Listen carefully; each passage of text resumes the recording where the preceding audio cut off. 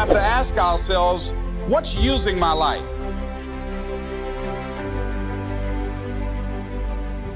One of the things that we know about life is that it is always changing.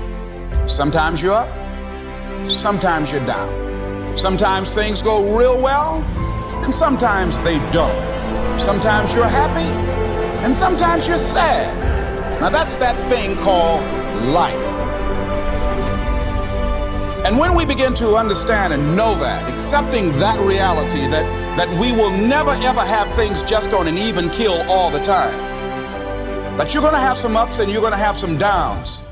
But during those down moments, that's where the growth takes place. That's where the work is. Anybody can feel good when they have their health, their bills are paid, they have happy relationships, the children are acting normal. Anybody can be positive then. Anybody can have a larger vision then. Anybody can have faith under those kinds of circumstances.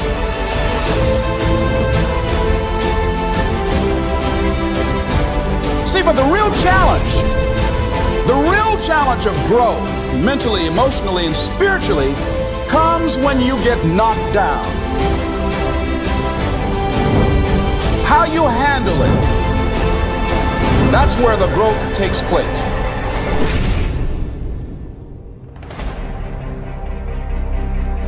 What has brought you to this point?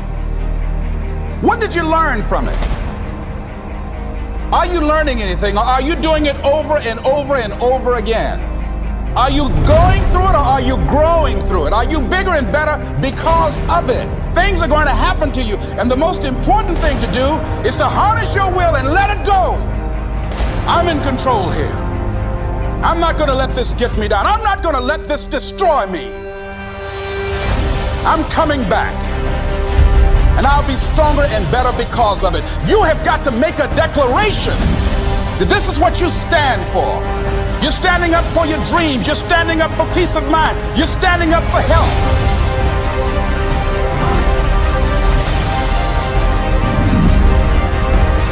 You want it, and you're going to go all out to have it.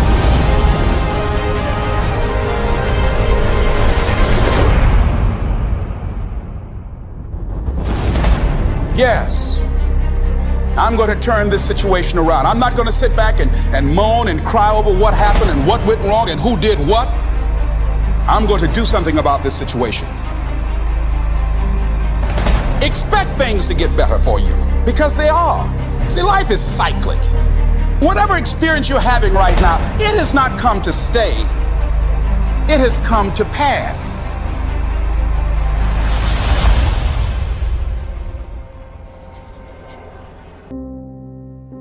Your words become your reality. You are where you are today in part because of what you've been saying about yourself. Words are like seeds. When you speak something out, you give life to what you're saying. If you continue to say it, eventually that can become a reality. Whether you realize it or not, you are prophesying your future. And this is great when we're saying things like, I'm blessed, I'm strong, I will accomplish my dreams, I'm coming out of debt. That's not just being positive, you are prophesying victory, prophesying success, prophesying new levels. Your life will move in the direction of your words. But too many people go around prophesying just the opposite. I never get any good breaks. I'll never get back in shape.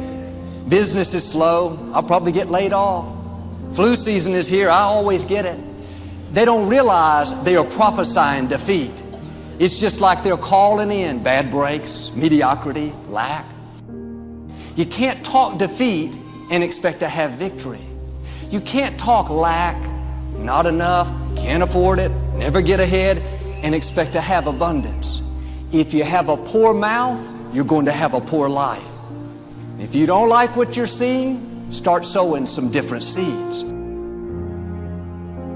You can't do this. It's impossible. It's never gonna happen. Just give up. Just settle. It's not meant. Accept defeat. You not the one. They just better. You're too weak. No one wants to hear you. Try something else. No one likes you. Just follow. Do like everybody else. Do it the easy way. Except being broke. Quit dreaming. What are you doing? Why do you have to be so damn different? We all have this negative self-talk that goes in our head. Guess what?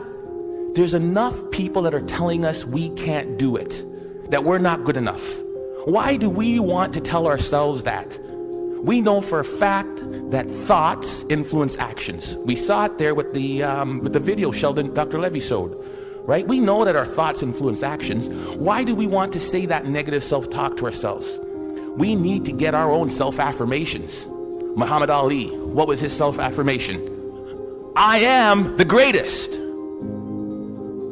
Who else is going to tell you? There need to be quiet moments in your bedroom, quiet moments when you're brushing your teeth, that we need to reaffirm, I am the captain of my ship and the master of my fate.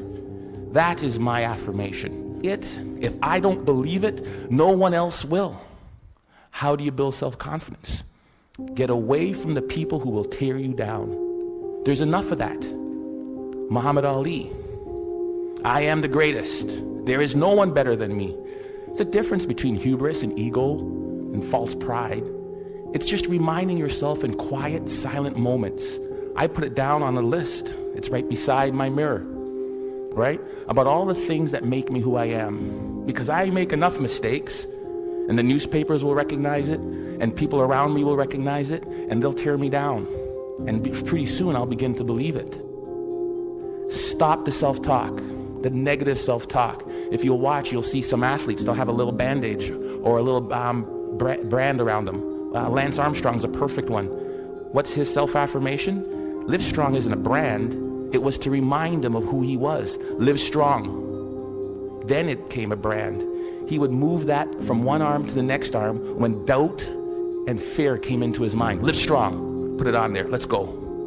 We'll all have it. Replace it. I believe passionately that we can shift the negative voices and stories that are going on in our minds into positive ones. How do you do that? Well, there's three main questions. The first question is it the truth? Is whatever I'm sharing with someone or what you're hearing from someone else that's giving you feedback about your life true? You know 100% that it's true. First question. Second question. Is it necessary? Is what I'm saying to myself in my head, is it necessary in the exact moment in what I'm doing with my life right then?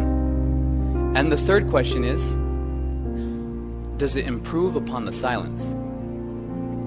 Somewhere deep inside, you know what kind of person you were designed to be. If you want to produce great acorns, think like an oak, not like an acorn. Think like the person you intend to become. Like the Christian question, what would Jesus do? Ask yourself, how would the person I'd like to be do the things I'm about to do? So let me ask a question. What kind of seed is in you? Figure out who you are, don't apologize for who you are, and then become even greater than you naturally are at what you are. If I could give you one thing to take from this, it is, no one will believe in you unless you do. Listen to the words of that video.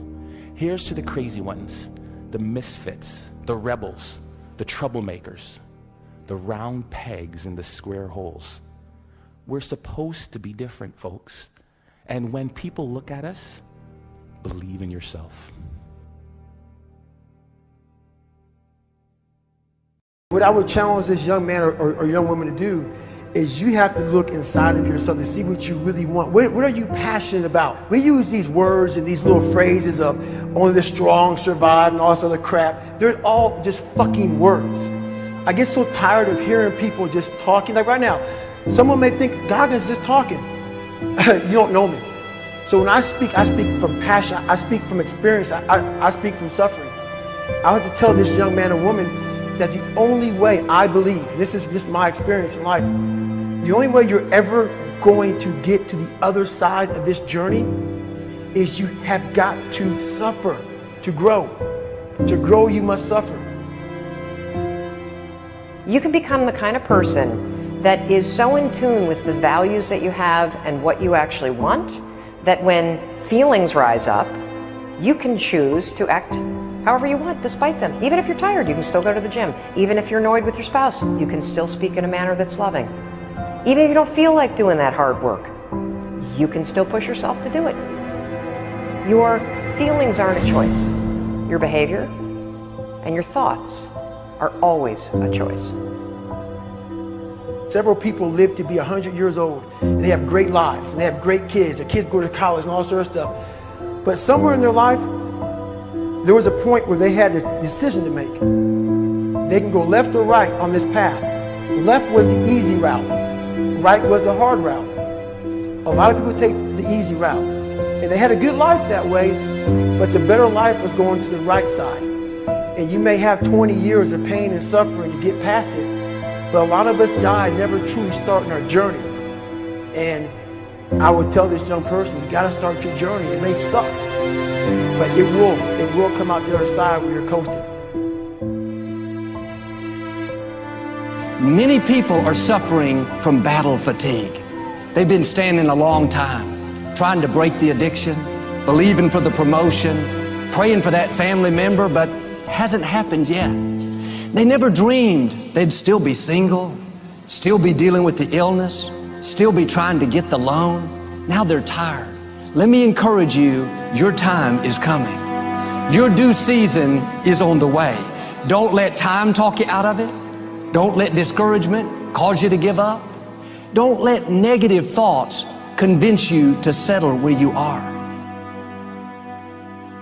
You were born to succeed, to win, to conquer all difficulties, and to have all your faculties fully developed. The only thing in life that stands between you and everything you've ever wanted to do is doing it. All that stood between me and everything I've ever wanted to do in life was doing it.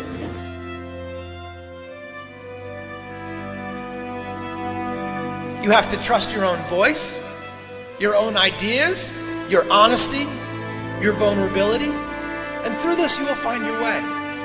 You do not have to be fearless. Just don't let fear stop you. Live like this as best you can, and I guarantee you will look back on a life well lived. You are capable of greatness in your profession, and more importantly, in your quality of self.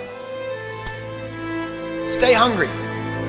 Stay young at heart. Take those risks. You are going to change the world around you in big ways and in small. If we want to go somewhere, you got to do it.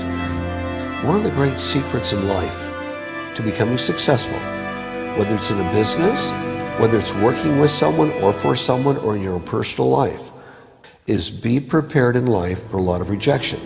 Because if you're prepared for a lot of rejection, it comes, you don't get turned off, you don't get disappointed, like, well, I'm not going to do this anymore, no one thinks it's a good idea. We need trust, right? We need trust. When we're surrounded by people who believe what we believe and trust starts to emerge, when we trust them and they trust us, we're more willing to take risks. We're more willing to experiment, which requires failure. We're more willing to explore and go somewhere that no one has ever gone before, with the confidence that if we fail, if we trip over, if we turn our backs, that those within our community, those who we trust and who trust us, will look after us while we're gone, will pick us up when we fall over, will help us when we're hurt. Our very survival depends on it. Courage, someone who has the courage no matter what to believe in something wholeheartedly and follow that with faith and courage to just go. And if I was able to do it, you can too. You know, but you need to start making that choice. You need to make that choice right now for yourself. Believe in you. Because your voice is important. Because your dreams matter. Because there is only one you. Because you are worth it.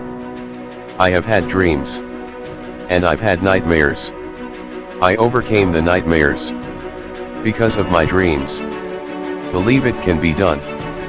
When you believe something can be done, really believe, your mind will find the ways to do it. Believing a solution paves the way to solution. It doesn't matter if thousands of people believe in you. Unless you believe in you. Believing in yourself is the first secret to success. Believe in yourself. Know that there is something inside you that is greater than any obstacles. Believe in yourself, your abilities and your own potential. Never let self-doubt hold you captive. You are worthy of all that you dream of and hope for.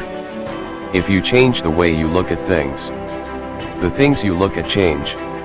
This is called synchronicity, a state in which you almost feel as if you in a collaborative arrangement with fate. My great definition of success comes from Thoreau: if one advances confidently in the direction of his dreams and endeavors to live the life which he has imagined, he will meet with a success unexpected in common hours. That always has defined my road to what you call phenomenal success. I have advanced confidently in the direction of my dreams. I have lived the life I imagined, and I have had a ball doing it. Believe in yourself.